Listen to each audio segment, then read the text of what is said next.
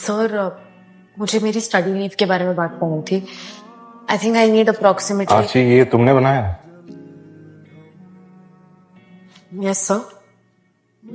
जरा एक्सप्लेन करो, क्या बनाया है?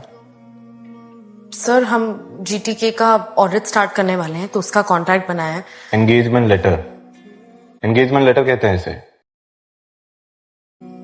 इतने इंपॉर्टेंट डॉक्यूमेंट पे क्लाइंट का नाम ही गलत लिख दिया तुमने। जीटीके इंडस्ट्रियल्स नहीं है, जीटीके इंडस्ट्रीज। ये फिक्स करके लाओ।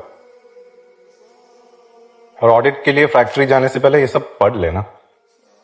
No what you are doing, otherwise don't do it, specially on GTK industries.